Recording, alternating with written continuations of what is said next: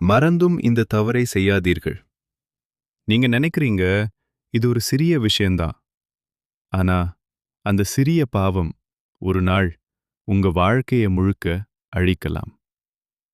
நாம் தினமும் சில தவறுகள் செய்கிறோம். ஒரு பொய், ஒரு கெட்ட பார்வை, ஒரு தவறான வார்த்தை. நாம் நினைப்போம், இது பெரிய பாவம் இல்லை. ஆனா, அல்லாஹ்வின் பார்வையில் அது பெரியதாவே இருக்கலாம். சிறிய பாவங்கள் தனியாக பார்க்கும்போது சிறியதாக இருக்கும்.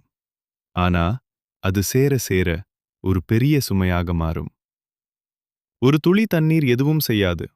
ஆனா, 1000 துளிகள் சேர்ந்தால் வெள்ளமாகும்.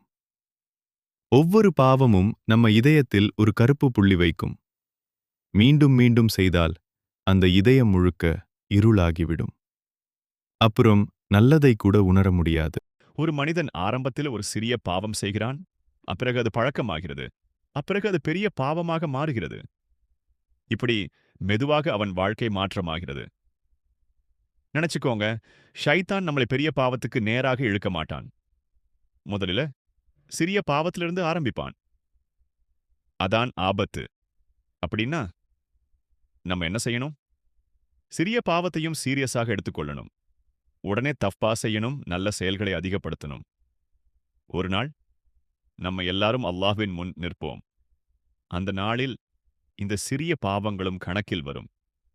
யா அல்லாஹ், நம்மை சிறிய பாவங்களிலிருந்தும் காப்பாற்று. நம்ம இதயத்தை தூய்மையாக்கு. நம்ம அமல்களை ஏற்றுக்கொள்.